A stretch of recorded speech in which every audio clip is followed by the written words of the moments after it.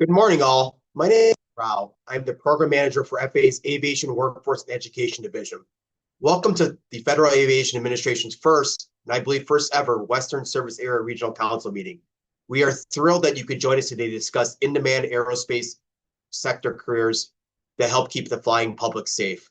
First, though, I want to provide a little background on why these regional councils are so important for the FAA, colleges and universities, and for high schools. These regional councils serve as focused convening spaces where the FAA and educational leaders come together to strengthen the nation's aviation and aerospace workforce. Guided by labor trends and regional needs, the councils concentrate on high-demand, mission-critical careers, ensuring our efforts are targeted, coordinated, and impactful. We believe these discussions are critical given the projected need and shortages in many of these in-demand fields, such as air traffic control.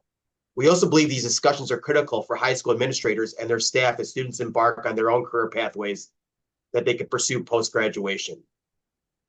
Annually, the regional councils will bring together representatives from K through 12 schools, higher education, and colleges, industry, and community organizations to share best practices and highlight career pathways that can be replicated nationwide.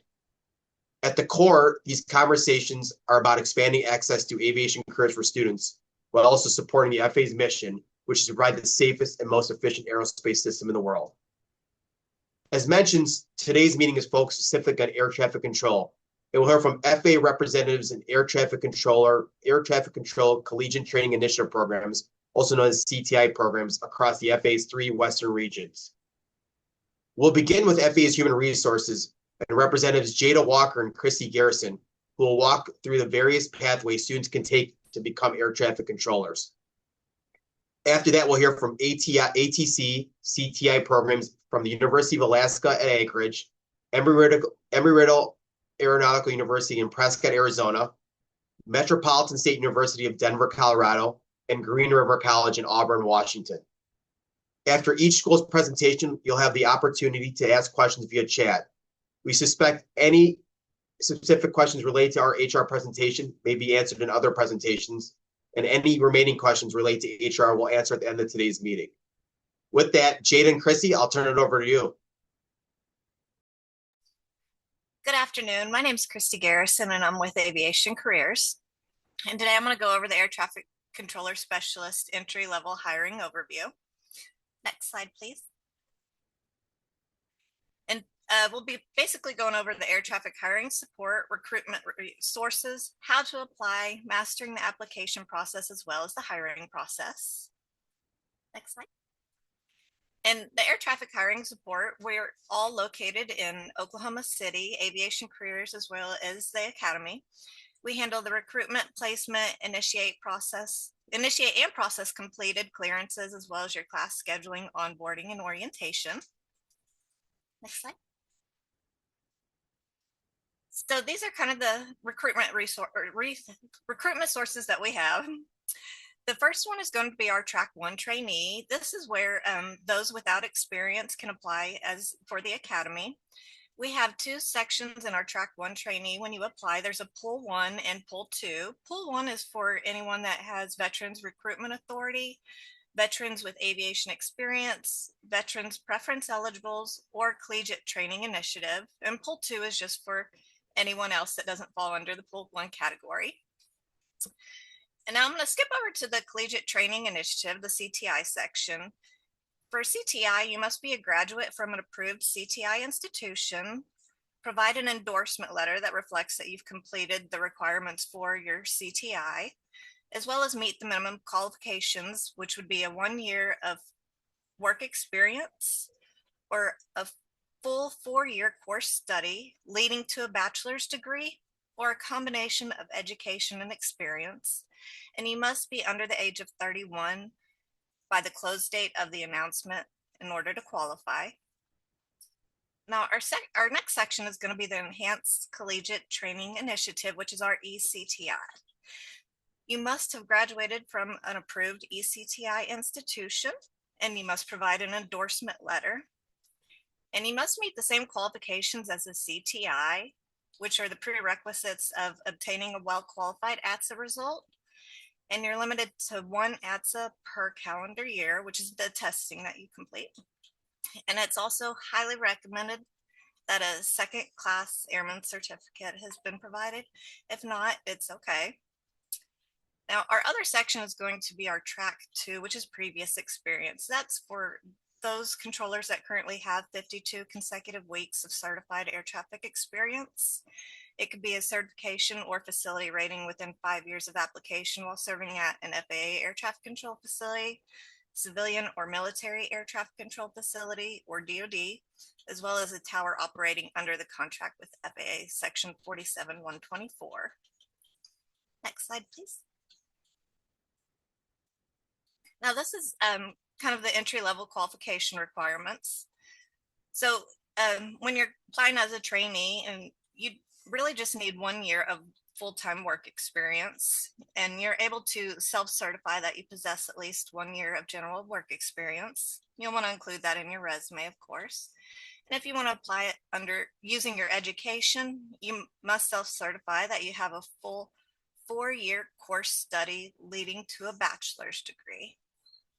Now, if you want to qualify on a combination of work experience and education, you just need to have at least 1 full year equivalent of your work experience and education combined.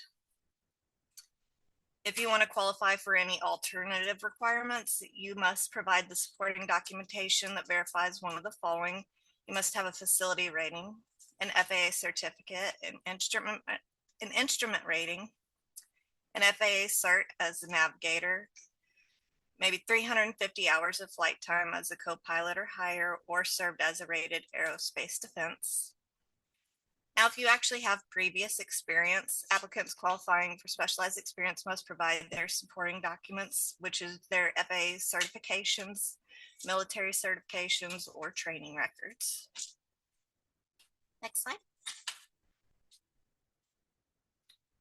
Now, this is kind of how you apply.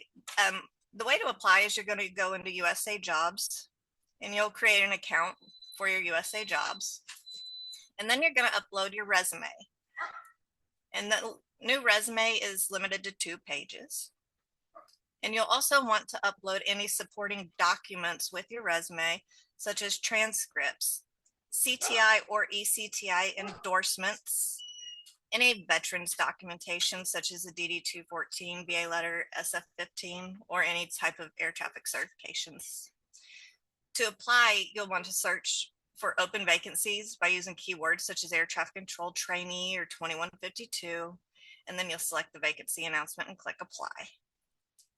Next slide. Now, this is kind of how we go over the application and hiring process.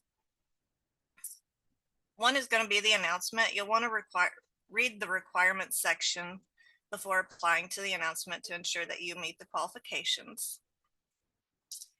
There is an online questionnaire that you will want to take your time reviewing before answering those questions. These questions can screen you out, so it is very,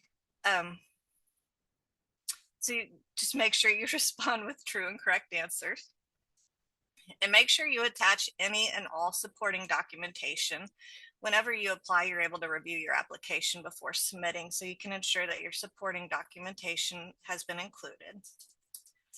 Now, if you are found qualified for the announcement, you will be sent to take the ATSA testing, which is the Air Traffic Skills Assessment.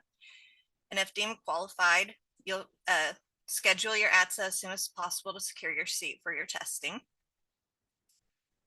Now, if you do have a well-qualified or best qualified ATSA score, you may be selected to go to the academy, and you would receive a tentative offer letter that you need to reply to within 3 days of receipt. And then once we have that process completed, we will send you through the clearance process. We will send you a clearance instructions letter, and you'll just want to follow the instructions that are provided in that letter to start initiating your medical and security clearances. And if you don't get those clearances completed on time, you can be removed from the hiring process. Now, this is kind of our entry-level hiring overview. So step 1 is the application. You want to submit your application. You're going to select either pool 1 or pool 2, whichever you qualify for. You will self-certify for your qualifications, and then HR will validate the pool eligibility and veterans preference to ensure that you are in the correct pool. For ATSA, you will receive an invite to the test. You will want to schedule the ATSA and take your ATSA. It's going to be roughly 3.5 hours for the test, and you must pass to be referred to the hiring manager. And then the selection process means that you've been referred to the hiring manager, and only our best and well-qualified ATSA results will be referred to the hiring manager for selection. And the clearances, you must clear a security clearance as well as medical.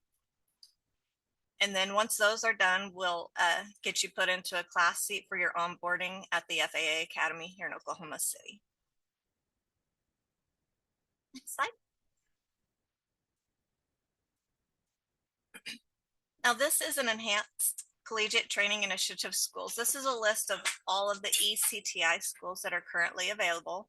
We have both Embry-Riddle for Daytona and Prescott, Middle Georgia State University, Nashua, Sacramento, Schenectady, Tulsa, the University of North Dakota, the University of Oklahoma, as well as Vaughn College of Aeronautics and Technology. Next slide.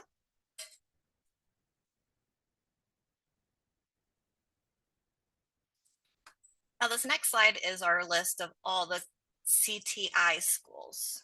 Now, I have been informed that all of the enhanced CTI schools do have the CTI certification as well. So the enhanced CTI schools will be on this list as well as all the ones that only offer the CTI. Next slide. Now right here are resources that are available for applicants. These are the QR codes. We have one for the air traffic hiring.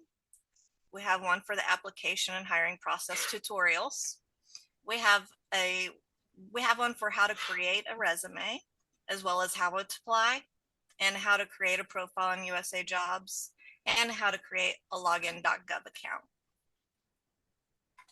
Next slide.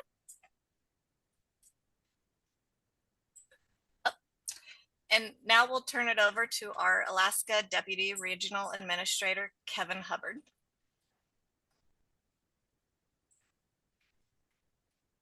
Yeah, thank you, Christy. Good morning, everyone. My name is Kevin Hubbard. I serve as the FAA Alaska Region Deputy Regional Administrator. Aviation is essential to life in Alaska. We span over 660,000 square miles. Alaska has a tremendous reliance on aviation, with more than 80% of our communities accessible only by air. Aviation is our only means of moving people, delivering goods, providing essential services like healthcare, education, and emergency response. Pardon me. Alaska's annual employments far exceed the state's population. In 2024, Alaska generated about 7.1 commercial passenger employments per resident, meaning on average, every resident in the state took a commercial flight 7 times.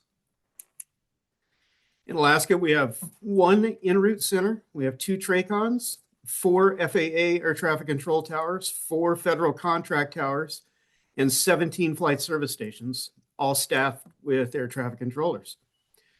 We operate one of the most challenging aviation environments in the world, with mountainous terrain, extreme weather, limited radar coverage, and they all demand a highly skilled workforce to support safe and reliable operations across nearly 400 public use airports and hundreds of additional landing areas. So with that context, I'm pleased to introduce our College Training Initiative partner from the University of Alaska at Anchorage, Dr. Ray Weber. Ray has been in academia over the last 21 years at several institutions, including University of North Dakota as a graduate assistant and associate professor at Kent State University. And at UAA, he's now the dean of UAA's Community and Technical College. He's a highly experienced flight instructor, having also taught aviation safety and human factors over the last 2 decades. He's also worked as laborer in construction and managed flight training operations. He has a passion for safety, human factors, and learning as well as teaching. He is married with 2 boys, and at his core, he's a gamer with hobbies, including hiking, flying, and tabletop gaming. So welcome, Ray. I'll turn it over to you. Thank you, Kevin, and thank you, everybody. My name is Raymond Weber. I'm the Dean of the Community and Technical College, but at the University of Alaska Anchorage. That being said, I'm also a faculty member in aviation. I still actively teach. And what University of Alaska Anchorage does, so we'll go through the whole thing here, is prepare the workforce of Alaska, but also on a national stage. Next slide, please. The Community and Technical College is the college around workforce credentialing and career pathways that are not associated with health. So we have everything from automotive maintenance, aviation maintenance, to welding, construction management, and the like. And CTC's mission is to build Alaska and the nation's workforce and foster student success through quality education and training, which sounds like what everybody else is going to say along the way. But at least, right now we're warmer than the rest of you, so I can run with that. Next slide, please. So what we're really here to talk about is the aviation technology. So our aviation technology division has 4 different units: air traffic control, aviation maintenance, aviation management, and professional piloting. And they range from 2 to 4-year programs, with some minors mixed in, depending on what direction people want to go. And it is our goal of the aviation technology division is to high quality education, research, and worldwide service. Next slide.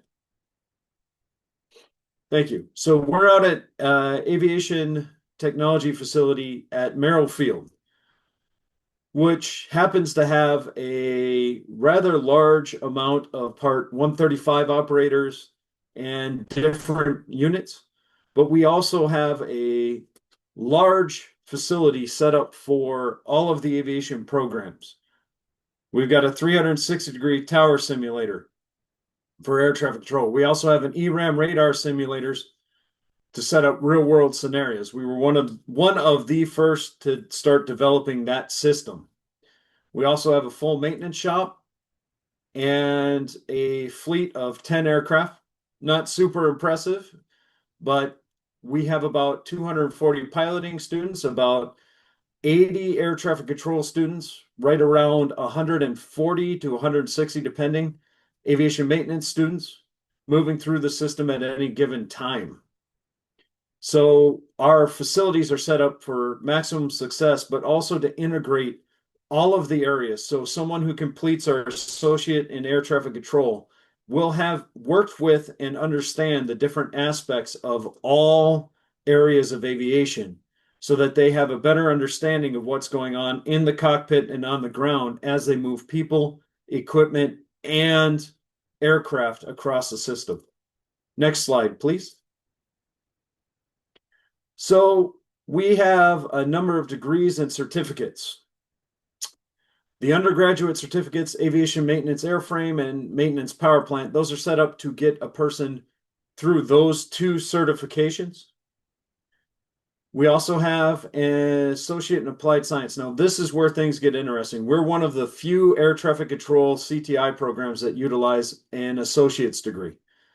So when they get it, they can actually go into the CTI pool of applicants with just a 2-year program. We also have a professional piloting and aviation maintenance associates that works for the certification, but also gives them the degree as well beyond just certification. And then we have Bachelor's of Science in Aviation Technology, which has emphasis in professional piloting, aviation management, and aeronautical studies, where a number of the air traffic control students, if they wish to get a bachelor's, will take the aeronautical studies, which counts all of that. That program also counts for actual industry experience. So aeronautical studies is basically our aviation completer degree that allows someone who needs or wants a bachelor's to count their work experience towards that degree. Next slide, please. All right, so what we're here for.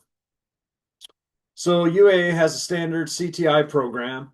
We utilize simulation pretty heavily with our radar sim and 360 tower sim utilized in every, of course, lab class, but also in different training aspects of the program, which gives them a high level of experience in different operations. Now, of course, you could argue non-radar has a significant amount of not in the sim, but that operation is a standard preparation.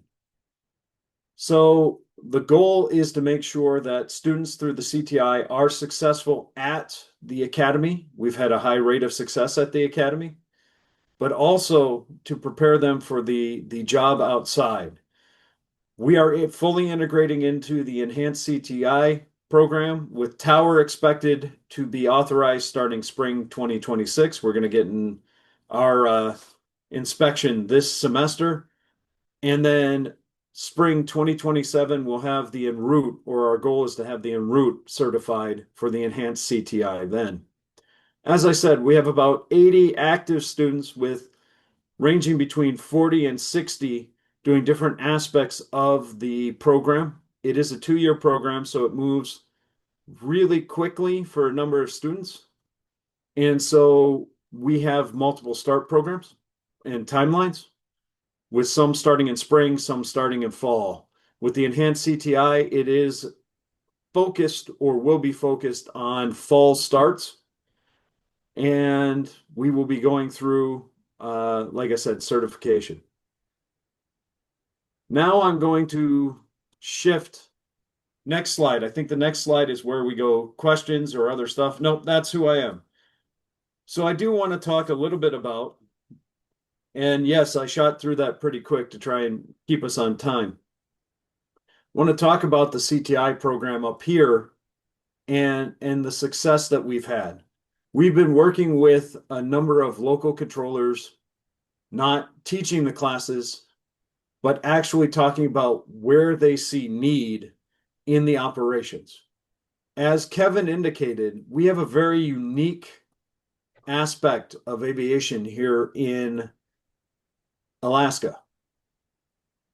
For example, Unalakleet is a hub community that still is only accessible via aircraft most of the year.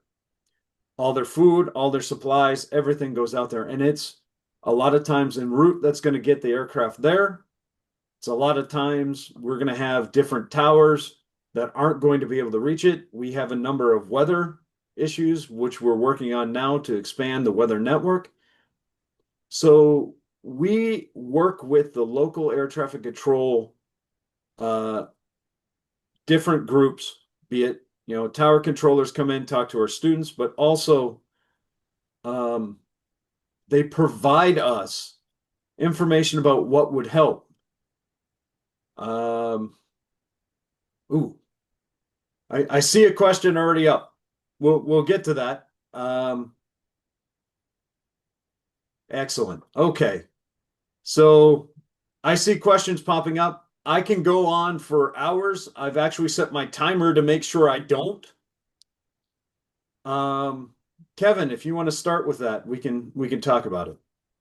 Sure, Ray. So I think we've got some questions coming in, and I encourage folks to continue to send those questions in. If we don't get to them today, we will have an opportunity to get back to you. So at the top of the list, what's the cost for the CTI program, right?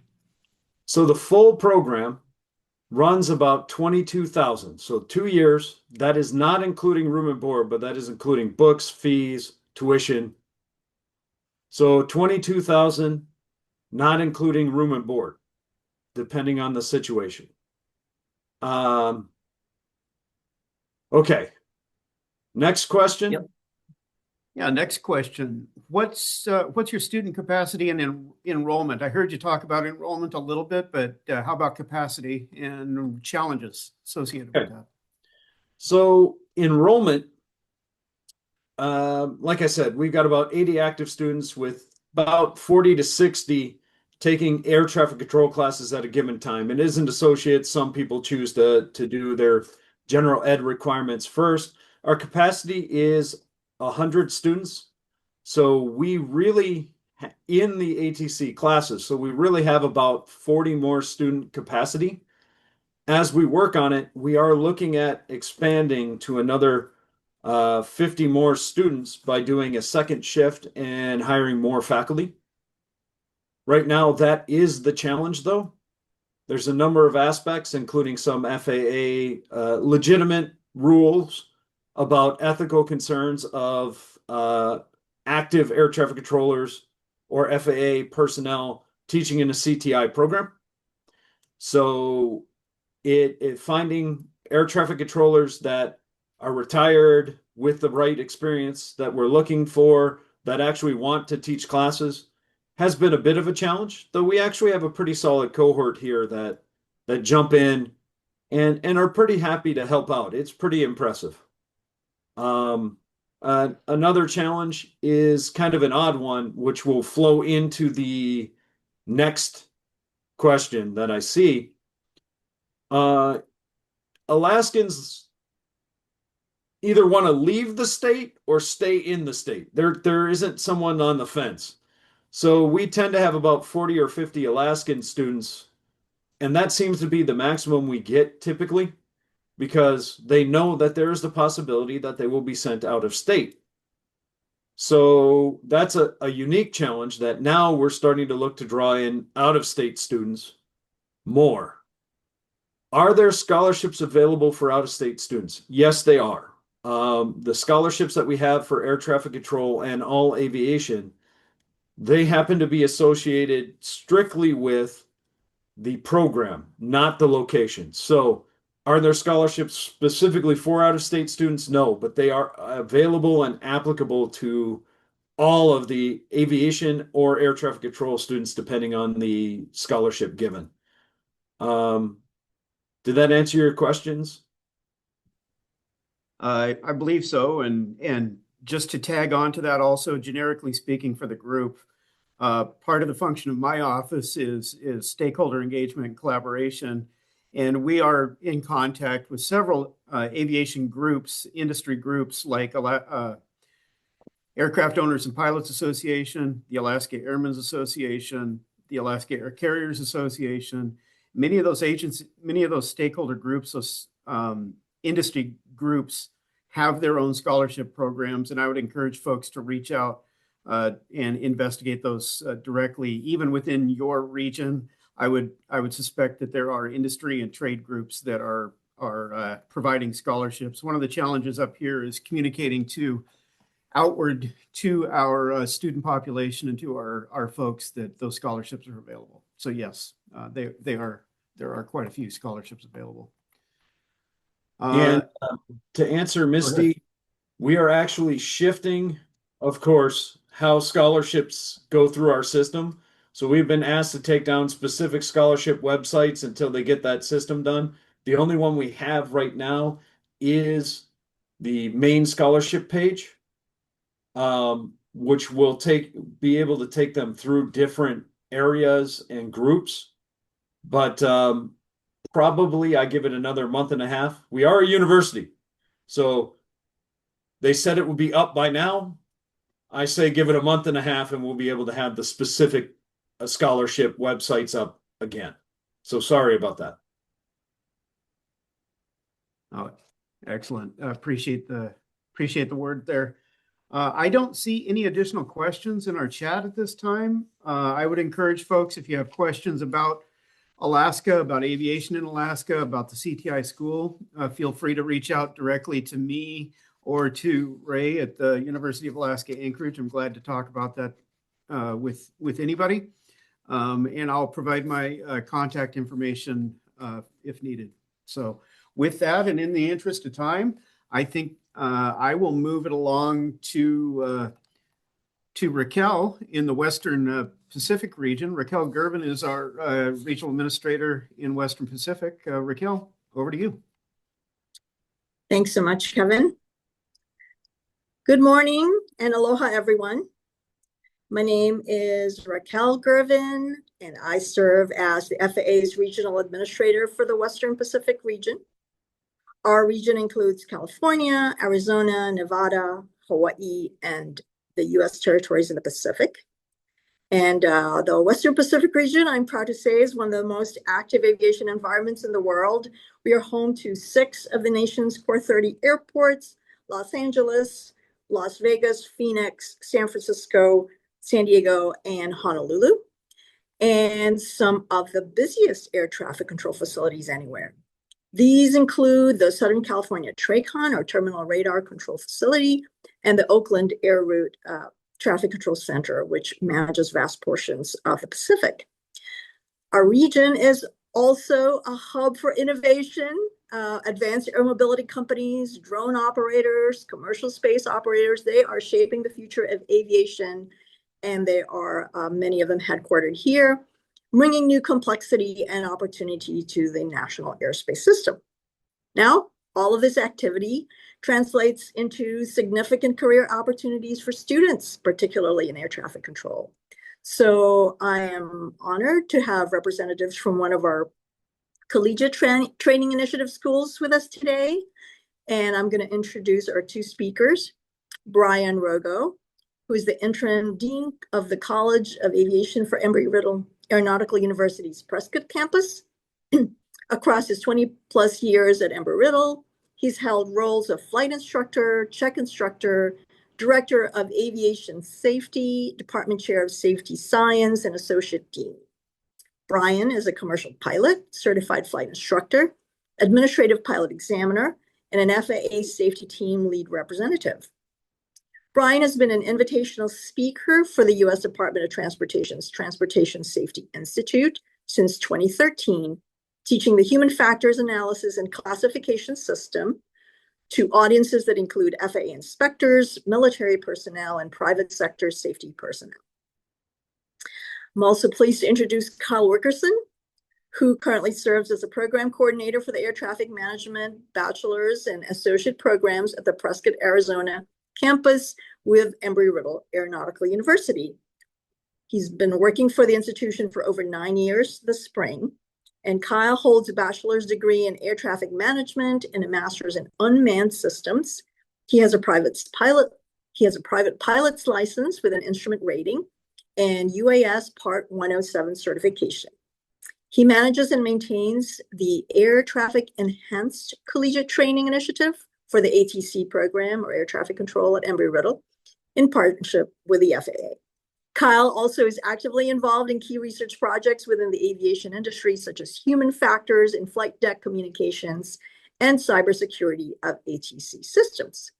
So Brian and Kyle, over to you to share more about Embry-Riddle's programs. Thank you, Raquel, for the warm welcome this morning. And thank you to the FAA team for inviting us to this event. To all of our attendees, we very much appreciate your attendance. It's our pleasure to share who we are and what we're about and some of the opportunities that we offer. Next slide, please. And one more. So we're going to tag team this presentation. I'm going to provide you about a 2 to 3 minute overview of Embry-Riddle. And then we're going to transition over to the very specific air traffic management content that we have, and Kyle's going to lead that portion of the presentation. Next slide. So we're really excited at Embry-Riddle that we're celebrating our 100 years as we move into 2026.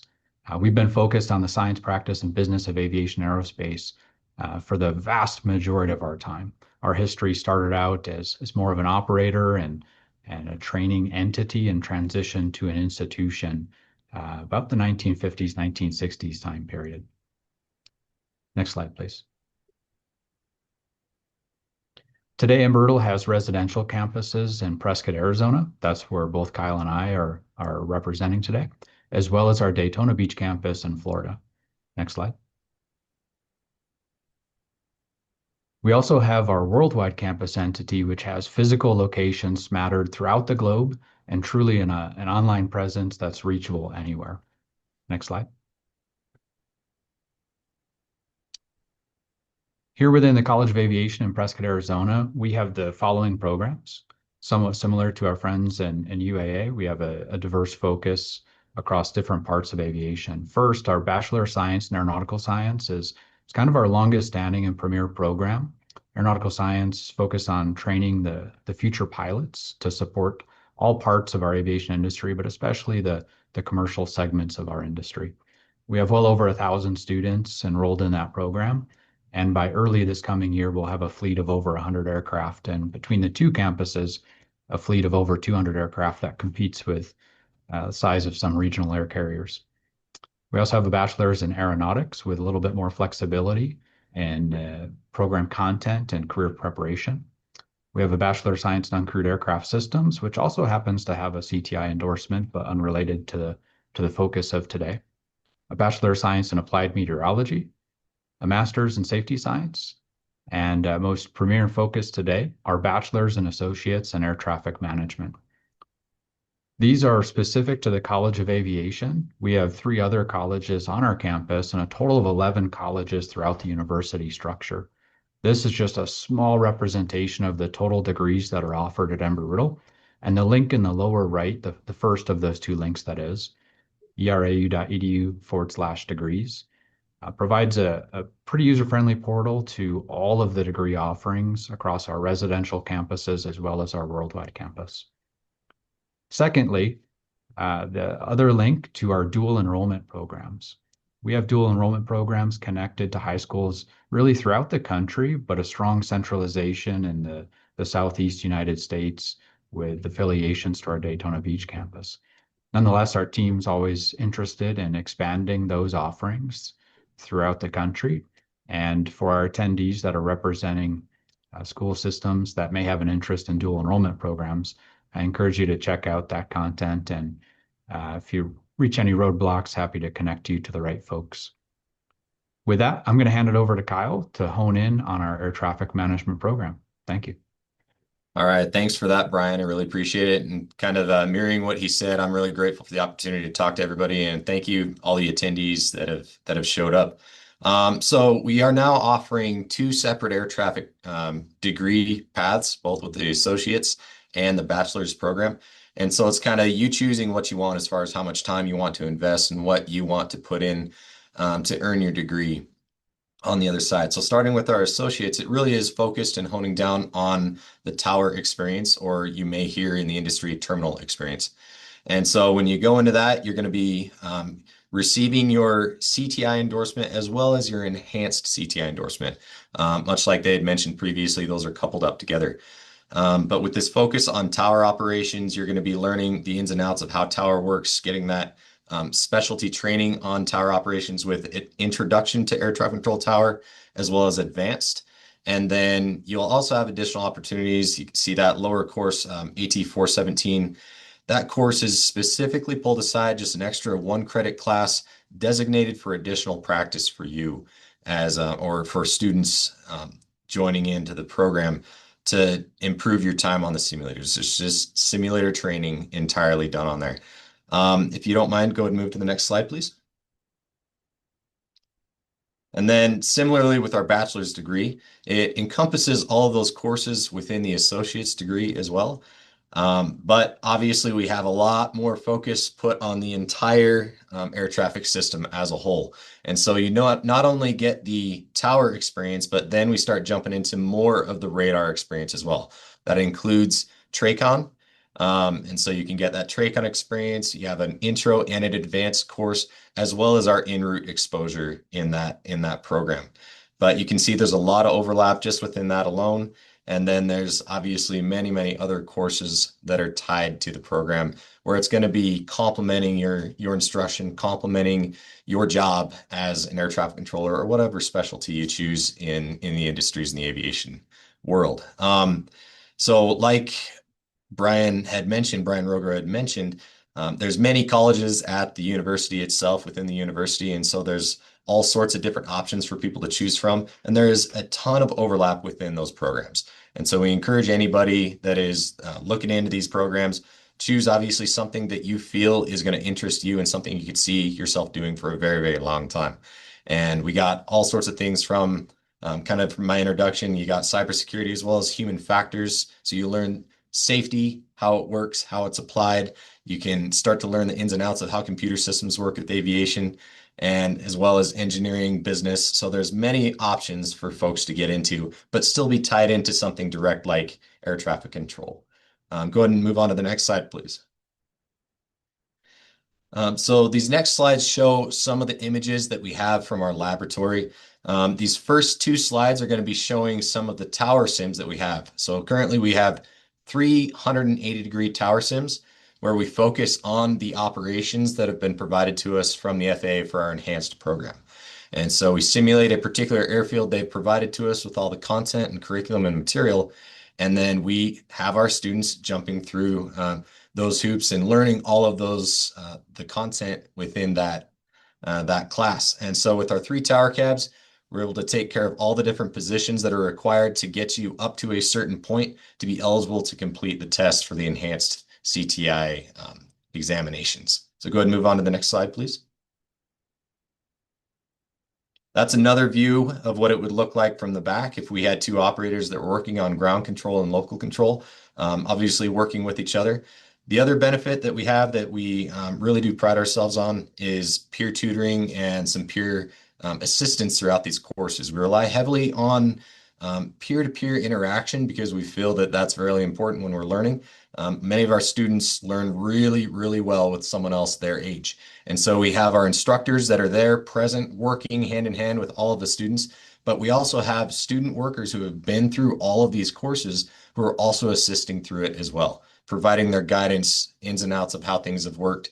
And so it's a really well-tuned machine and well-oiled machine here. And we got some really great feedback on that interaction between student to student, instruction and assistance throughout the course. Go ahead and keep moving forward if you could, please. Next slide, please. Thank you so much. This is what our radar sim looks like. So between those two, if you don't mind going back one more, I'm sorry. Thank you so much. So this is an example of what our radar sim looks like. This is where we train in both the TRACON and the en route side of the instruction, so for those courses as well. So we're utilizing the same equipment and some simulation software that mirrors exactly what you get in the real world between the ERAM system as well as the TRACON STARS system. And similarly to these classes, you can go ahead and move to the next slide as well. Similarly with these classes, we have student workers that are sitting with the students as they're working. We really don't feel it's best to send somebody in and let them figure it out on their own. They really need that hand-in-hand interaction and help throughout everything. And we really do help them through that entire process. Again, with the instructor there kind of managing the overall system, the overall class. Next slide, please. The other big thing that I think will be really interesting to everybody here is our summer camps. So we do offer air traffic control specific summer camps every summer. This year, we do have the privilege of offering 2 separate camps. So we're offering it for 2 full weeks.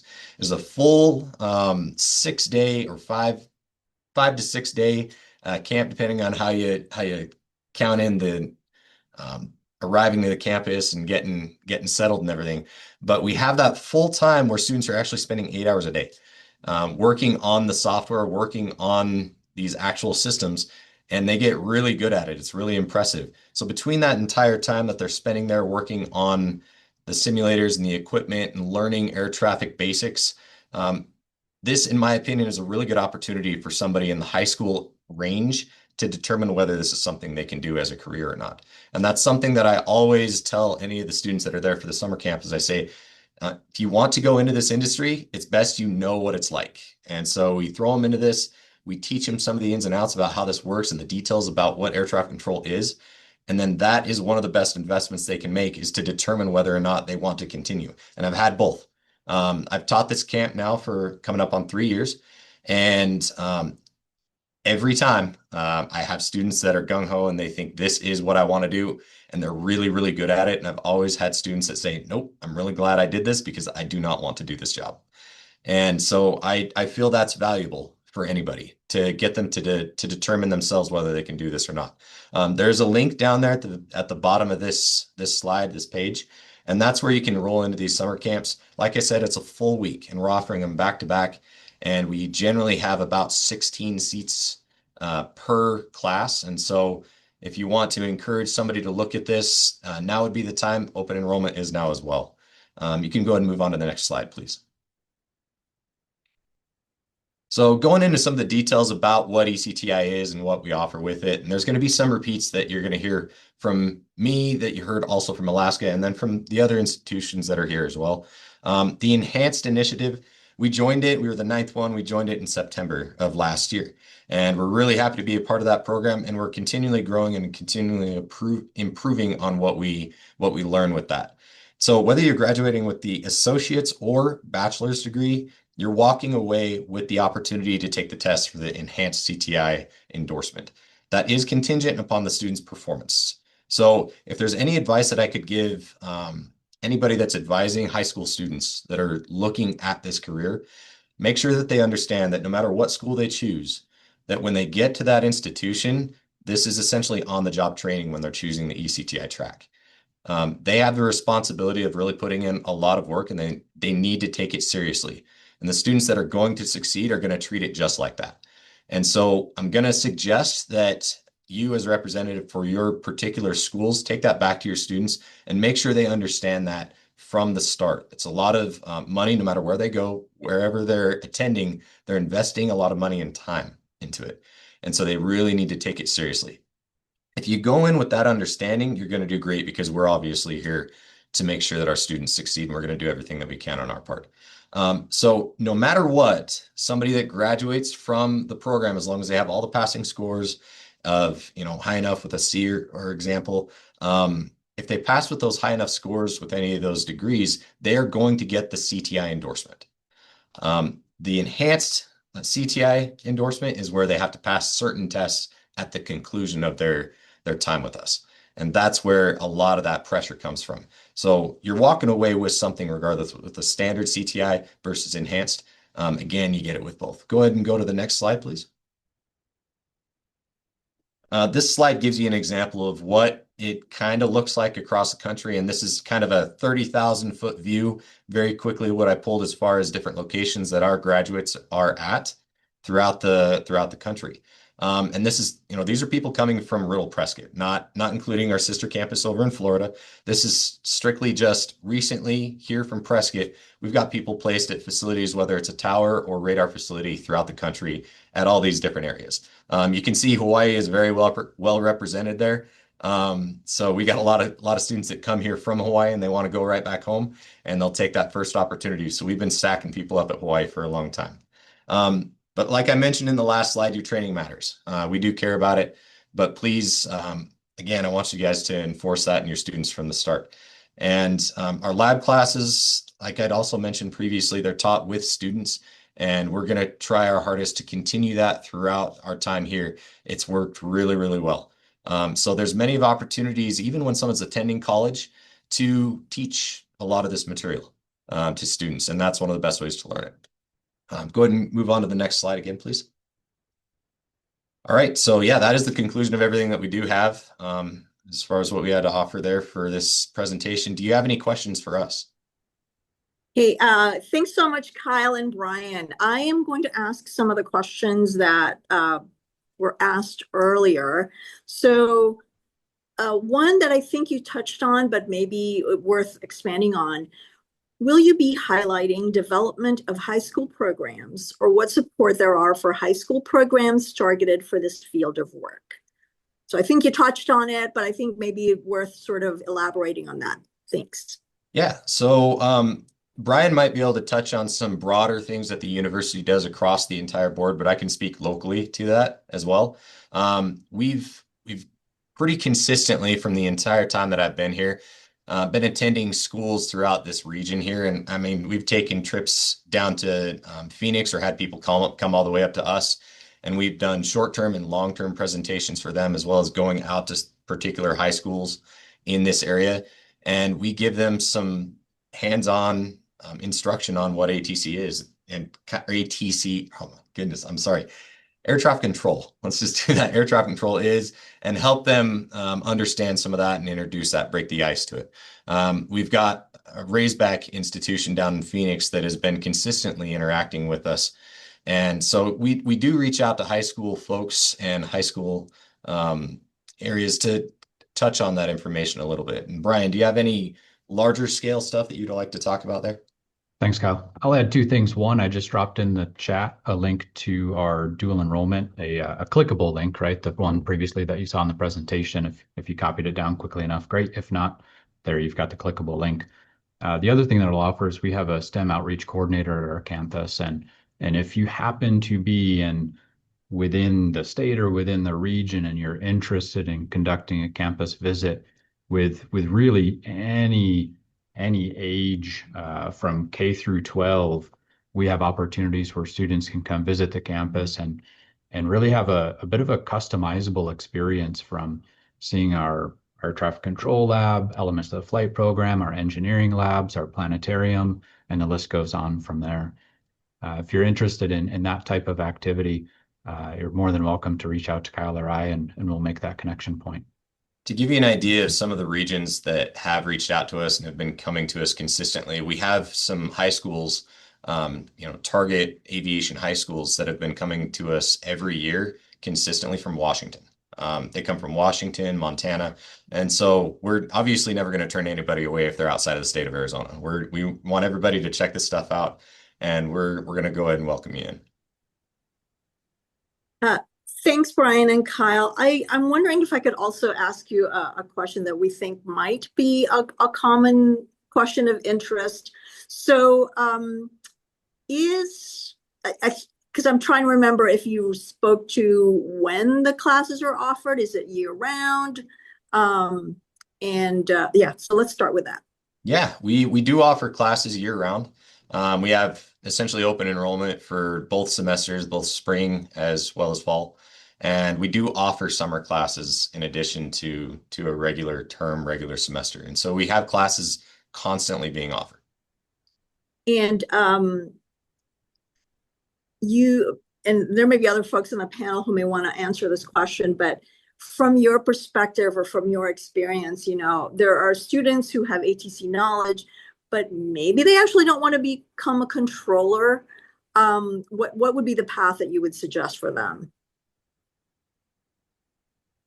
So not to be a controller, but still participating in the program, or just other options? They have ATC knowledge, other options. Okay, yeah. So this is just a rough estimate on the percentage. I can't say this is super accurate, but I just based on how many of the students I'm teaching, I would roughly guess about 90% of the students that I have in all of my ATC classes are also pilots. It's a heavy percentage on that end there that are obviously interested in the aviation side of air traffic control, because they're going to be talking to controllers the rest of their life as a pilot, a professional pilot. And so we naturally see that crossover between those two programs. But at a minimum, any of that material like that, someone's going to be interested in air traffic control because it's challenging, it's engaging, and in some way it ties into their career. We have weather folks, people that are meteorology majors or minors, and they come and take air traffic control courses because you still have to understand weather fully to be able to operate as a good controller. So there is a lot of crossover between all of our different programs. Another one that I've actually seen quite a lot of recently is our aviation business administration. They've started to dip into it as well. Fantastic. Thanks again, Kyle and Brian. Really appreciate your input. We've got to move on. Hopefully we'll have more time for other questions later. But next we're going to hear from Northwest Mountain Acting Regional Administrator Alita Best. Over to you, Alita.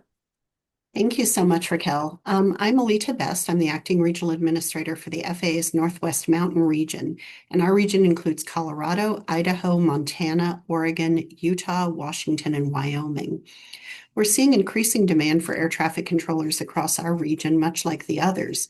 And here we support 50 towered airports, 3 terminal radar control facilities or TRACONs, and 3 air route traffic control centers in Denver, Salt Lake, and Seattle. And all of these depend on a highly skilled workforce.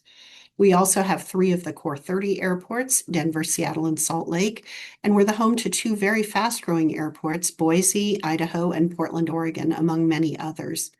And at the same time, new towers are opening, advanced air mobility is emerging, and the FAA is investing billions of dollars in a brand new air traffic control system. And all of these changes make a very strong education to workforce pathway more important than ever. You've heard about the CTI programs in Alaska and in the Western Pacific regions, and I'm now pleased to introduce Chad Kendall from the Metropolitan State University in Denver. Chad Kendall serves as the Associate Chair of the Aviation and Aerospace Science Department at Metropolitan State University in Denver, where he oversees operations for air traffic control, aviation and airspace management, and flight studies and flight students. He also oversees FAA Part 141 certification, and he serves as the FAA Chief Instructor. Beyond MSU Denver, Chad serves as an FAA safety representative and aviation subject matter expert for national and international news outlets. A pilot for nearly 30 years with experience in more than 30 aircraft types, he continues to advance safety, education, and professional pathways for aviation students. Over to you, Chad. Thank you, Alita. Good morning, everybody from the great state of Colorado and here in Denver. Pleasure to have you all joining us this morning, hearing about the FAA's initiatives for increasing the workforce to air traffic control. And glad to hear from all of these other great universities offering similar programs and unique experiences for their students. Go to the next slide, please. I don't think there's a better time now to become an air traffic control specialist and move into that very rewarding career, both rewarding as far as the mission that is served by being an ATC specialist in the National Airspace System, but also the longevity and the return on investment in the career that you have moving into this sector.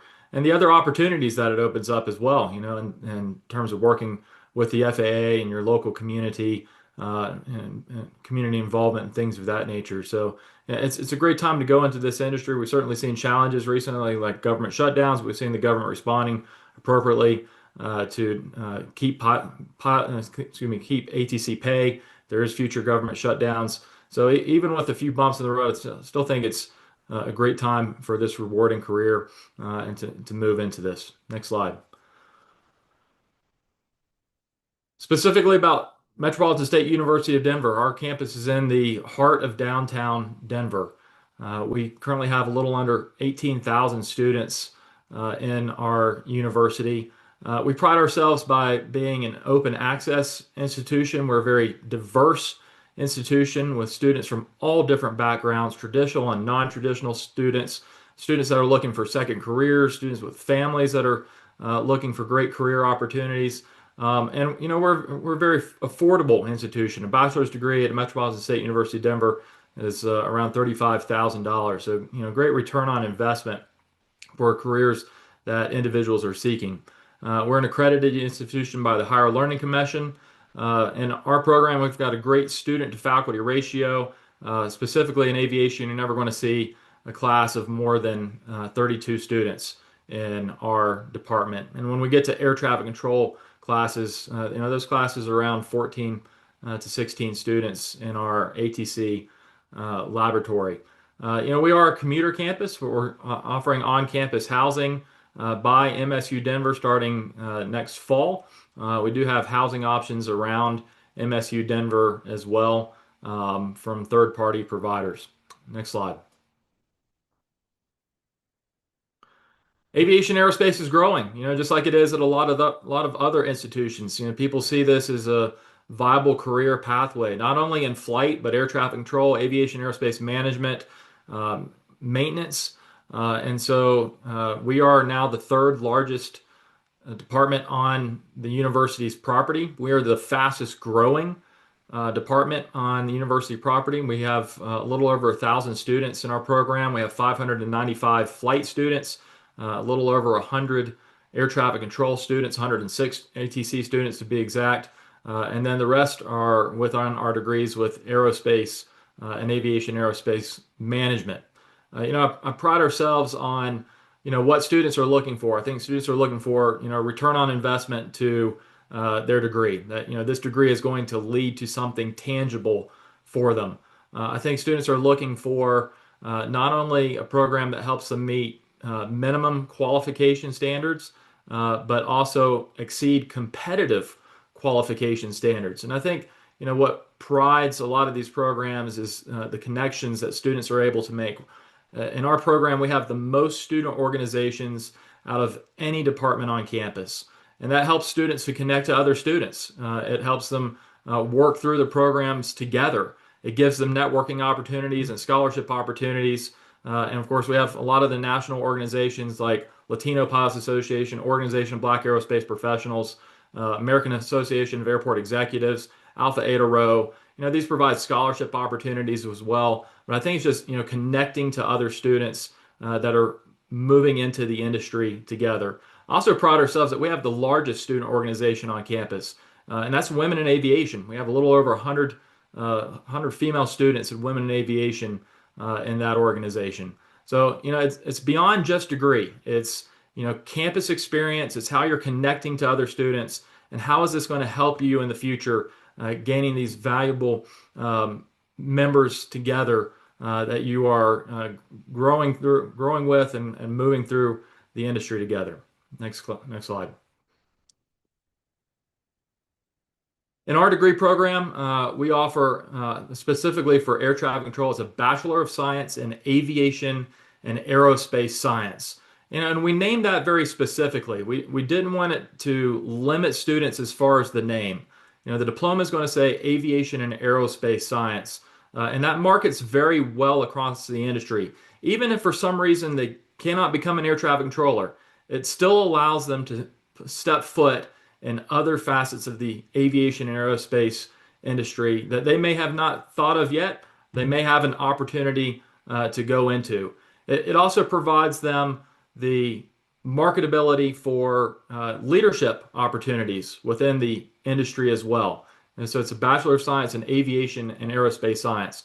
We've also developed our curriculum, where students are looking for how else can I market myself while I'm taking classes. So in addition to taking general studies classes and taking classes specifically for air traffic control, we have aviation aerospace management classes that are interwoven within the curriculum.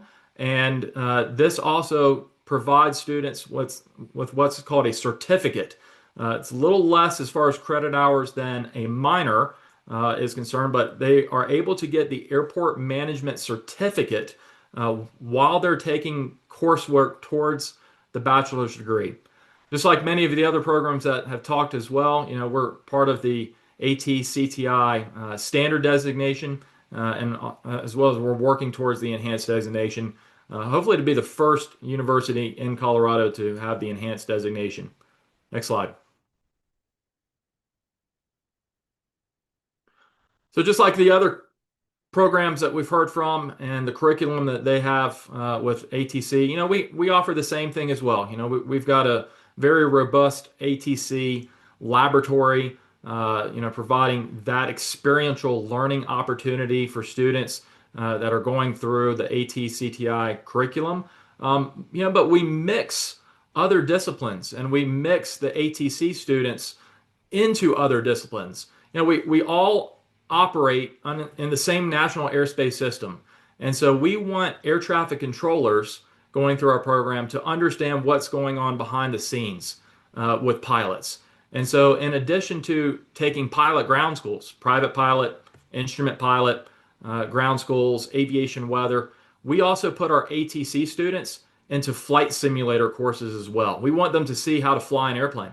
We want them to learn how to fly an airplane in our simulator laboratory alongside pilots. We even put our pilots into fundamentals of ATC curriculum. We want pilots to see the ATC side. So we pride ourselves, it's like many other programs, on our ATC lab, but we also pride ourselves on the curriculum offerings and the experiential learning that we want ATC students to get across a broad range of aviation and aerospace curriculum.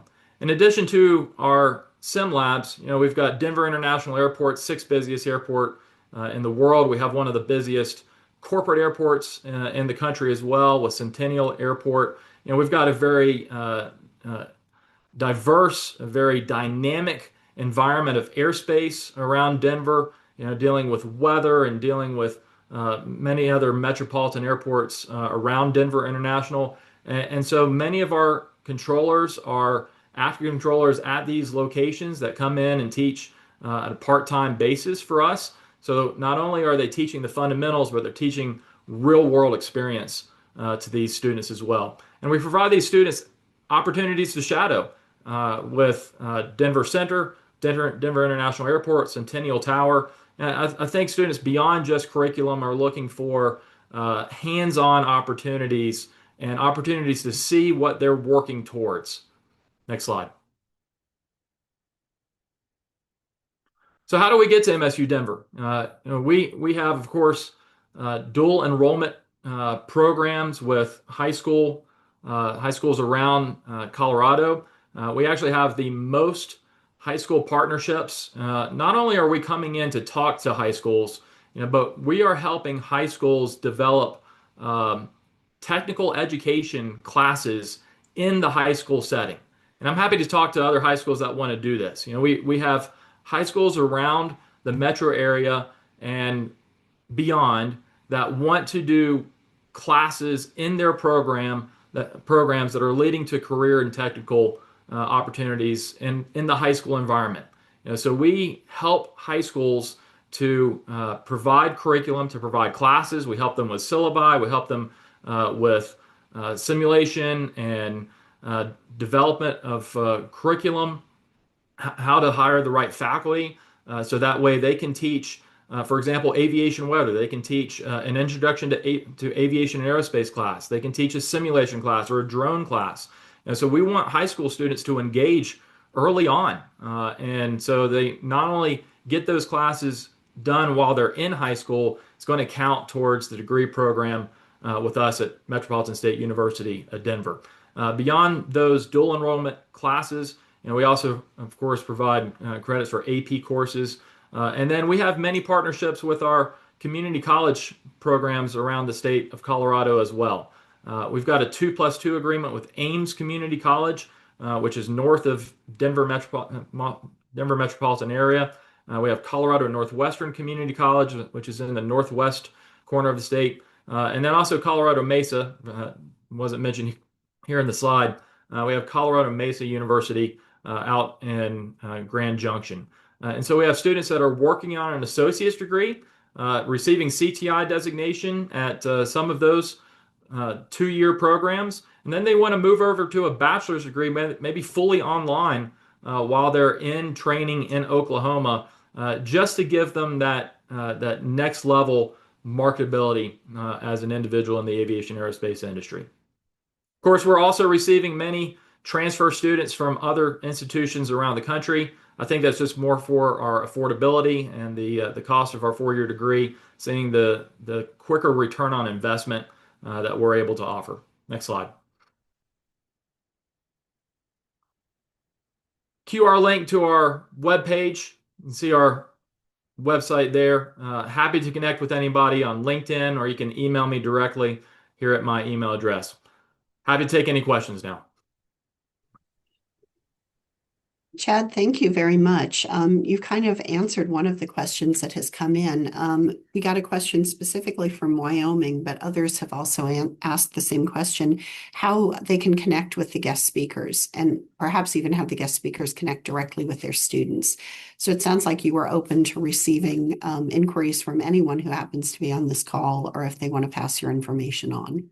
Absolutely. Feel free to email me. Happy to connect and come in and talk myself to your programs, and also happy to talk to high school programs that are interested in starting classes in their curriculum for seniors at their local schools. Great, thank you. And the corollary to that, several people have been asking what sorts of classes high school students should be taking to prepare for these kinds of programs. So are there any specific math or science classes that you would recommend, or other classes that would benefit them? Yeah, I think most institutions require quantitative literacy course, algebra-based course. That's what we look for at MSU Denver to help students prepare to move in. As far as what high school programs are offering within their brick and mortar locations to help high school students preparing for the next steps. And we help them offer an introduction to aviation and aerospace operations, aviation weather, of course, private pilot ground school, and then also introduction to UAS, UAV, and as well as a ATC sim course too. So, we help high schools that want to provide the career and technical education within their own curriculum, giving high school students those opportunities while they're there before they move into a degree program. Great, thank you. Another thing that has come up is in previous questions were what are some of the challenges that students face when they're in these programs? And you also mentioned that cross-training of pilots and air traffic controllers. What are some of the challenges you see students facing and how do you help them address them? I think providing them just with great advising, providing them with where to get information from. We not only give them an assigned advisor, but we as faculty members are there to help them out. We realize that high school students are navigating a whole new world. They're trying to figure out where parking is and where student life offices are, and where do I go to the cafeteria and things like that. And so beyond just curriculum, I think it's the personal touch that students are looking for being able to navigate all of this, in addition to the fact that in a lot of these programs, they're starting their career the first semester. We're giving them aviation and ATC classes at the very beginning. And so we want to set them up for success on the first semester, not only in just advising, but also in a professional trajectory. And so that way that they know we're working hand in hand with them, along with all the other students, to prepare them. 4 years is going to go by in a very quick way. And so we want to prepare them for the next step beyond college. And I think that's what all the institutions are here for. But that's what student organizations do as well, is providing opportunities to connect with other people, because those relationships are going to help you in many ways in your future. Great. And one question that has just come in since you talked about the agreements you have with community colleges and other universities in Colorado, do you have any agreements with other states, either their universities or community colleges, or any dual enrollment opportunities for students in other states? Not at this time. It's certainly something that we are happy to explore. I just helped us work through a renewal in our agreement with Ames Community College for a true 2+2, 2 years associates and then 2 years to finish the bachelor's degree.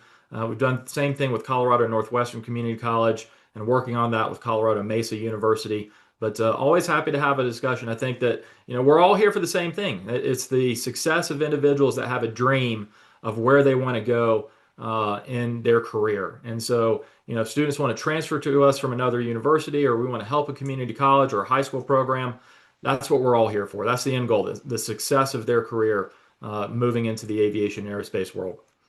And just to clarify, when you say Ames Community College, you're referring to Colorado, not Iowa. That's correct, yes. Okay, well, thank you so much. We're going to turn it back over to Christy and the HR team to answer some of the questions that have come up about specific FAA training and why you should do a CTI school versus the FAA Academy and vice versa. So Christy, over to you. And thank you very much, Professor Kendall. Good afternoon. So you can either go to a CTI or ECTI school to go to the academy. However, you can also go to the academy just based off having 1 year of full-time work experience as well. Regardless if you're a CTI or if you're someone with no experience, you will go to the academy. And the flight to the academy in Oklahoma City is paid. You will receive per diem while you are at the academy. You will also be paid for your training at the academy, as well as a flight back to your home of record. So all of the training when you go to Oklahoma City Academy is paid for. Now for enhanced CTI, you will not go to the FAA Academy. You will actually go direct to a facility. So that process would end up being paid out of pocket by yourself for going direct to a facility as an ECTI student instead of coming to the academy.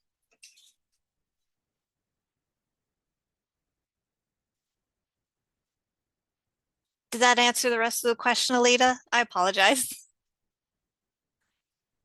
I believe that was one of the main questions about the benefits of CTI versus going directly to the FAA Academy.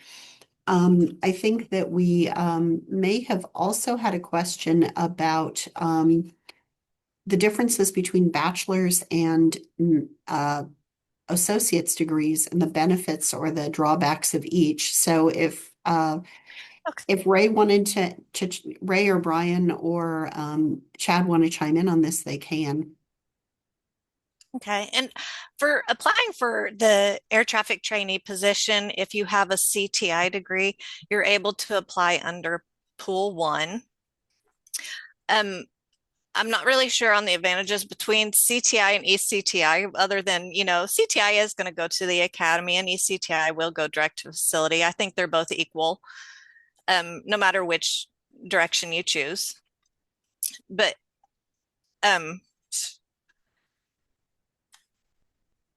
advantage of getting I apologize. One moment. All right. If you'd like, and everybody can jump in over me. So get ready, everybody. Yes. So for the differences between them, because to the best of my knowledge, a CTI degree, whether it's associates or bachelor's, will get you into the academy in the CTI pool of the Pool 1. There's the separate pools, the off the street, and then the CTI pool. And I don't remember the numbers or what goes in and out off the top of my head. But the advantage of a bachelor's versus an associate's actually comes down to what happens at age 56. So you are forced to retire as an active controller and may move up to management at age 56. Everybody, and remember, I'm asking everybody to tell me if I'm wrong. So there's plenty of FAA to go, Ray, you're nuts. What ends up happening is a number of FAA programs and or positions beyond that require a certain amount of education. A bachelor's meets the requirements of almost all of them, and associates does not. So if you want to move up into different managements or continue to move up, certain ones would require more education. So if you get your bachelor's now, when you retire out of the active position, there are huge advantages to having that bachelor's. Now, the associates tend to be cheaper and quicker. So if you're looking to get into the CTI side, get to the academy, and many CTI grads do very well at the academy in any of the programs. So if you're looking to get into the controller position quickly, that would be a pathway to get there quicker without going through off the street. Let's see, Brian, Kyle, Chad, any of you can jump in and tell me I'm wrong or right or however you feel. No, Ray is correct. The really big determining factor of whether you're going to be able to, and it's not like hard cut and dry whether or not you're going to advance in a supervisorial position once you progress past all that at age 56. Just so everybody knows, age 56 is the mandatory retirement for an air traffic control specialist working traffic. And so that's what he's referring to by that 56-year age that he's talking about. So if you want to advance into a different supervisor role, generally that's where the degree comes into play and will give you an advantage over somebody else that doesn't, because you have other background, other experience.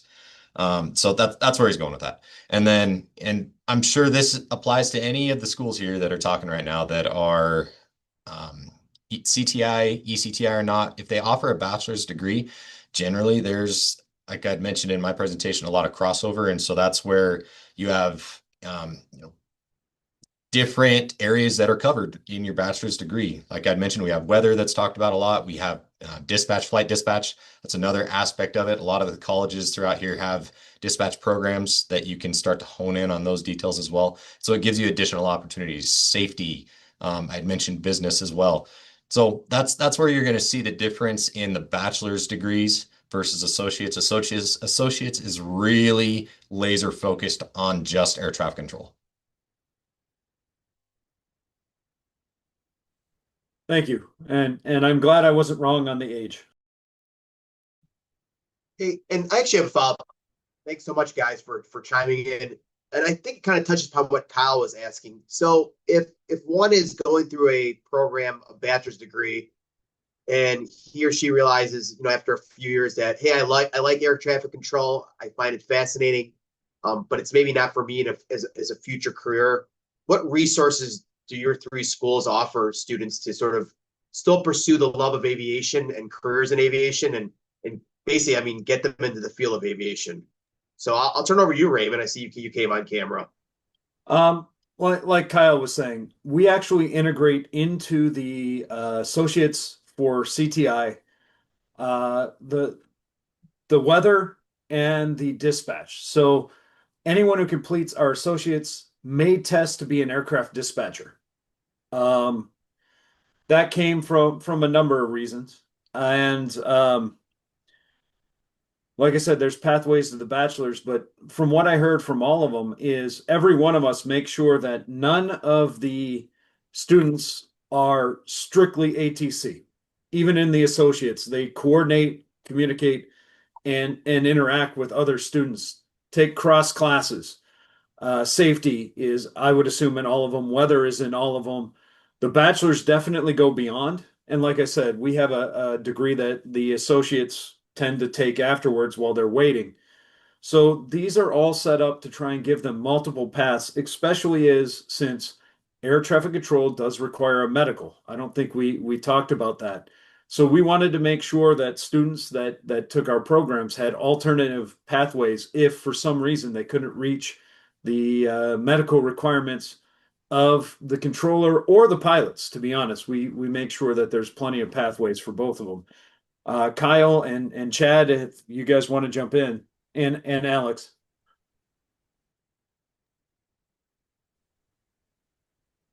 Yeah, I don't know if I want to hop in yet because I had already taken up a little bit of that mic time, so I want to give the opportunity for somebody else if they want, but you're correct, Ray. The big thing that we got to keep an eye out for is that not everyone is capable of doing this job or wants to, so that's a really big thing that we encourage people to do. We don't have the ability to force somebody to get a Class 2 Airman's Medical when they show up, but we highly, highly recommend it. And we constantly remind our students, you have to be able to hold a Class 2 to be able to do this job. I would suggest doing it prior to enrolling. That way you know whether or not there's something hidden that you didn't know about, and you can get that solved. So, and that's a discussion that you can have with any of the schools. So if y'all that are attending the webinar, if you have specific questions about that, you can reach out to a school and we can go through the rigmarole of explaining what that is. It's a long, lengthy process of what could and could not qualify somebody medically just to do the job. And so we can go through those details if you ever have those questions.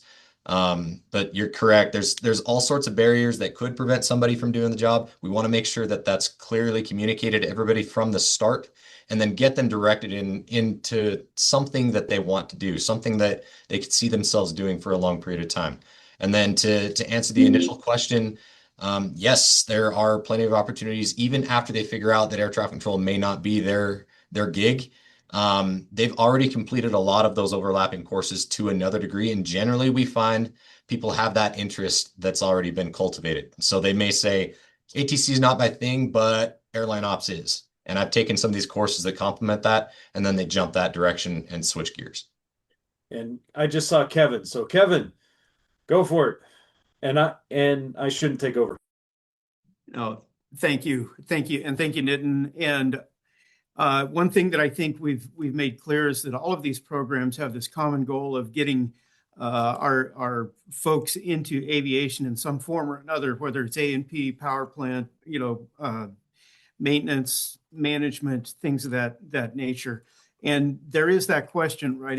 If the student gets a year and a half, 2 years into this program and says, you know what, ATC is not necessarily for me, and they're looking at other options. I'm just going to give a shameless plug here that the FAA in Alaska, I mentioned we operate flight service stations. Those flight service station controllers are the same job series, but it is a different option. for talking to airplanes and working within aviation safety. So, that's something to be explored if that's just another one of those options for our students. So it is unique to the Alaskan region. And if that's something that students are interested in, I'm sure that Nitin and our team, we can set folks up with those connections at that point. But I think the main theme today being aviation is a excellent career field to get into. There's a lot of future in aviation in our country, and we need a lot of good people to support it. So shameless plug for Alaska Region Flight Service Stations, but it's part of what we do up here. Thanks for the time. Thanks, Kevin. Actually, you took my shameless plug first because I was going to do the same thing you did. So appreciate that. I'm going to pass it back over to Alita. I hear one of our guests has joined as well. So Alita, it's all yours. Okay, thank you. We're very fortunate to have a second CTI school from the Northwest Mountain region able to join us today, and that includes Green River College in Auburn, Washington. I'd like to introduce George Camello, who is the Aviation Program Director. He has been in aviation for over 40 years and holds an ATP, an ANP, a CFII, an MEI, a remote, and ADX licenses. He's been at Green River for 25 years, teaching the next generation of aviators.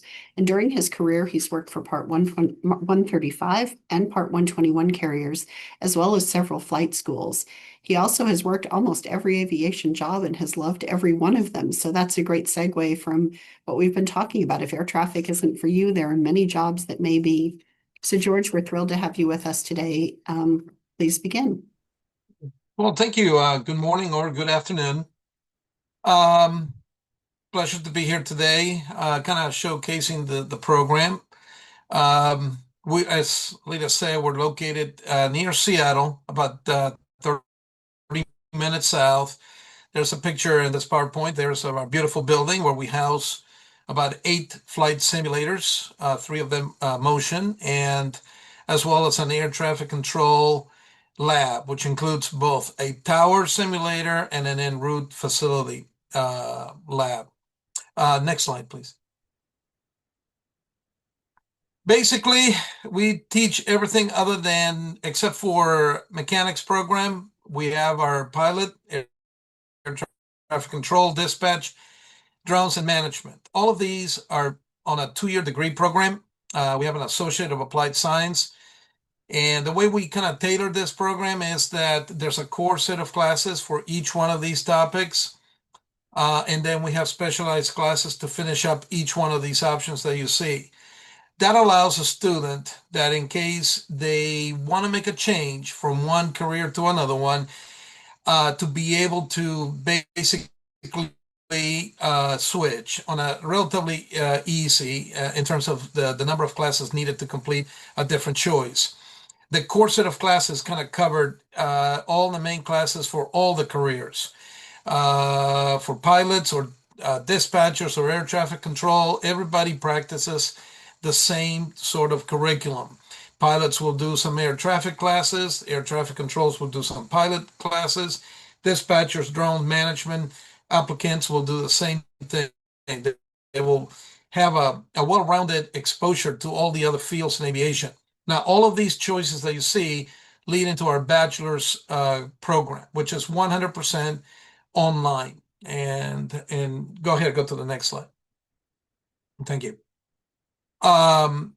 Basically, the school started back in 1967, so it's been around for a long time. We are a community college with a bachelor's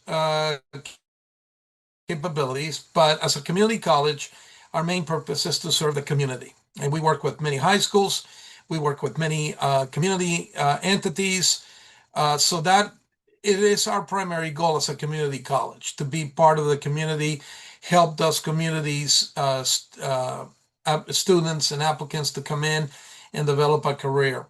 So we've been a community college all along, even though we do have a bachelor's program in there. Go ahead, please. As you can see, there's a picture of one of our flight simulators that we have as well. we are very fortunate for a community college that both the administration of the school and the state has afforded us tremendous funding to be able to equip our program. We are the largest aviation program in the state, and as probably some of you know, we're the only CTI school in within several states. Neighboring us. The closest, I think, is my colleagues from Alaska, and then down in California, and of course, my colleagues from Denver. So we are all alone out here in our CTI program, which is, really, really flourishing right now. We are applying for the enhanced CTI for both en route and tower, and we're on the final stages for that. And we're hoping that that can benefit a lot of our local communities as well. Go ahead to the next one. Part of that reason is because we do have a lot of local connections with the heavy aviation industry in the area with the Boeing company. We've been partners with Boeing for decades now. They do fund a lot of programs. They do fund a lot of their employees to go to school, and a lot of our graduates were technically former Boeing employees over the years. So we've been partners with many entities in and outside of the state regarding aviation. Our students have been placed in many airlines and over the entire country, as well as the air traffic control centers. The Seattle Center is about 2 miles away from our building, or 1.5 miles. And there's students there that came through the program back in the 70s and 80s who are both in management or still in active controllers. So we're very fortunate to have representation locally and nationally in a lot of these locations. Go ahead, please. One of the biggest aspects of choosing GRC is that our program is diverse in terms not only capabilities of studies, where if somebody cannot get a medical, for example, and they find out too late into the program, as I said, they can switch over to another career and another choice and keep that dream of being in aviation alive. We pride ourselves in providing that avenue and building the industry. It also allows us to, we teach in all modalities. So we do teach an in-person program, and we do have a virtual and online program. And one of the biggest benefits is we deal with a lot of dual credits for high schools. At least in the state of Washington, we have the largest number of dual credits from high schools of any school in any program for any program, and a lot of them are not local. So we're working with across the state with many skill centers, career centers, high schools that teach aviation programs, and all of those students can remain online if they want to pursue a career with us in aviation with their school. There'll be some limitations regarding the CTI program because it is an in-person only because of the lab. But basically, that gives us a good choice for students to go to college in areas that may not have a program available close by. So we have a lot of good things there to offer as well. Go ahead, you can move to the next one, please. We work closely with the pilot shortage. We are in agreement with Horizon Airlines and their pilot development program, as well as SkyWest. A lot of our students in the pilot side go into their program to be selected as pilots eventually upon graduation. And of course, with the CTI, we've been CTI for about 15 years or so, and now we're looking for the enhanced CTI program. And I think that's going to be a really beneficial for most of our local population, and that would like to kind of go through us directly into a facility. So we're hoping to get that done in the next month or two, believe it or not, and offer this starting in the fall. Now, Since we are a 2-year degree and we offer 4-year degrees, all of these choices, even a controller that will graduate with a 2-year degree program, can eventually come back to us and take an online for the bachelor's online. So they can, we got people taking the bachelor's from many parts in the country as they move around. And being online, it really facilitates that choice. Go ahead, please. There's again a list of everything that we basically work on. We partner, we don't have a fleet of airplanes. We partner with many local flight schools. We are part of the restricted ATP program. And not having our own fleet of airplanes has really lowered the cost of flight training for our students locally. It has eliminated the need for us to apply fees to students for the aircraft maintenance, the purchasing, the leasing, the insurance. So kind of outsourcing the flight training, which has always been the case with us, has really benefited the students quite a bit in terms of the cost. So you can see here in a couple of slides ahead, you'll see some of the cost of what it is to in terms of flight training.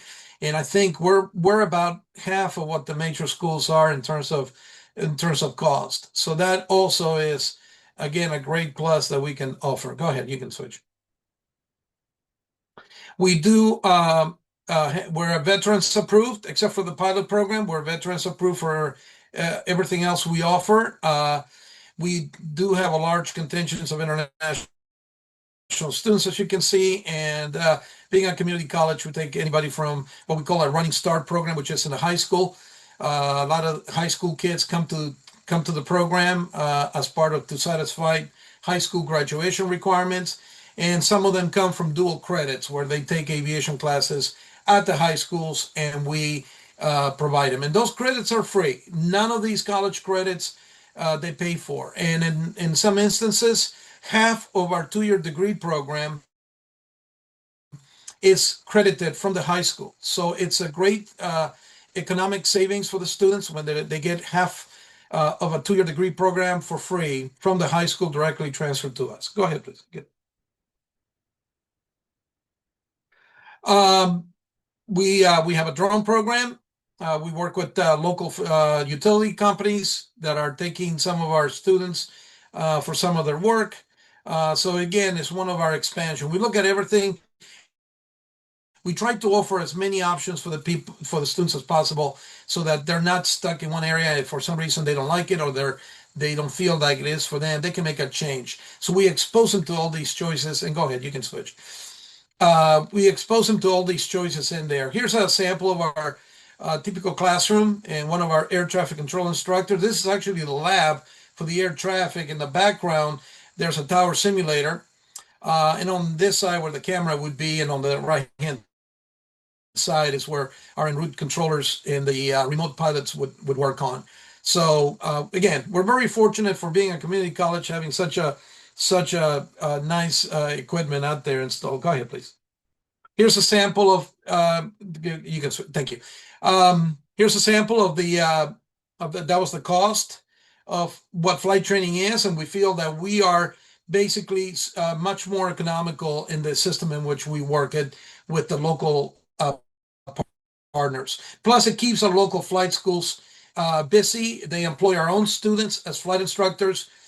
So it really is a benefit both to the industry and to us, because we give them the flight students and they're able to operate their business, effectively. Go ahead, please. We have probably the largest number of students right now. When you look at every class, we're running quarters in the state of Washington, and we have 47 classes in the program right now, this particular quarter, including flight simulator classes and everything, but overall 47 classes. And if you count all the seats in there's about 700 students overall. If you do a single head count, we're looking at about 479 students that we have in the program in all the areas. The majority are in the pilot program. So there's quite a few of us. There's only 4 of us teaching full time, and we have about 4 to 5 adjuncts that work with us as well. And we're all teaching approximately, with as many students we have a minimum right now of 4 classes per instructor. because we're that busy, and we don't turn anybody away. Okay, we're open source. We have to be open doors, and we really don't turn anybody away from the program. So go ahead, please. And you can just go to the next one, and up to that. So the journey is through high schools, through double, high school dual credits, or high school participation in the college, or college in the high school, as they call it sometimes, and through the industry. And we've been very fortunate over the years that we're able to offer all of these choices. The last slide in here, I know I'm probably running late here. The last slide, you can just go directly to that. Here's a phone number. We have a general phone number for the department, a general email, and our website for the school. Well, we we basically we do all of our advising. We don't let we want to personally meet every student. We want to personally lay out their educational plan based on their goals. So we're basically taking that away from the college, and we take care of that ourselves. We do have people, a program manager that works regarding that. We have a program coordinator, so we have a fairly large staff for a community college, and just one of the many programs at the school. So again, so we have a lot of options, a lot of choices, and our goal is the light at the end of the tunnel for every student.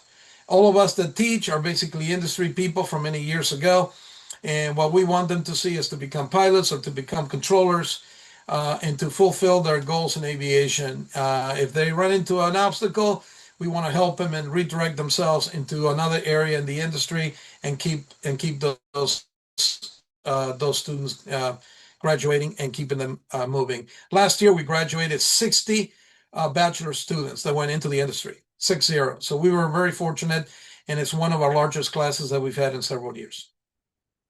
Thank you, and I'll be happy to take any questions. George, thank you very much. We do have a couple of questions. You just answered one of them with your slide. Earlier in the session, people were asking if they could connect directly with the presenters or have the presenters speak to their students. So you've provided your contact information for that. I do have two very specific questions for you and for Green River, though. One of them is, can students do the CTI labs in the summer if they're in a dual credit enrollment? No, not in the summertime, because we use that for academic classes. The lab is primarily throughout the regular school year for us. Scholastically, we start in the summertime, but the main quarters would be the fall through the end of spring quarter, and that's what we basically do now. With the enhanced CTI coming up, and we'll be providing a lot more lab classes. There's a chance in the future that will be the labs expanded into the summer, but we haven't cleaned that up yet as of right now. And the second question has to do with the online classes. You mentioned just about everything except the labs can be done online. Does that mean that the Running Start credits can be done online as well? Yes, the Running Start credits, they can, they're all either online or virtual classes, and that has really part of the reason why we have such a high number of students is because of that reason. Many of them are not local, and local high schools, but everything can be done remotely in the program. Again, we do offer the choice or in person if they wanted to the campus, and we encourage in person as much as possible as well. For the air traffic control program, obviously with the lab and the hands-on, whether it's the regular CTI or enhanced, we need them to be in person for that. Great. Thank you so much, George. We appreciate you joining us. Nitin? No problem. George, thanks so much. Thanks today to all the speakers and participants. We really appreciate it. This has been great. Again, moving forward, while these regional council meetings are held annually, they're designed to serve as a starting point for more conversations about critical aviation careers. We like to continue to have smaller scale discussions across the regions with educators, community organizations, and others interested in growing aviation education and training programs. By continuing these conversations beyond today's meeting, we can help expand access to pathways for students and support the long-term workforce needs of the national aerospace system. If you'd like to learn more or share information about aviation programs in your state, please check out our website via the QR code on your screen, and feel free to reach out to contacts listed on the screen. We are here to help you and your students' futures as they take flight. Thank you again for joining us today, and appreciate you coming. Have a great day. Bye-bye.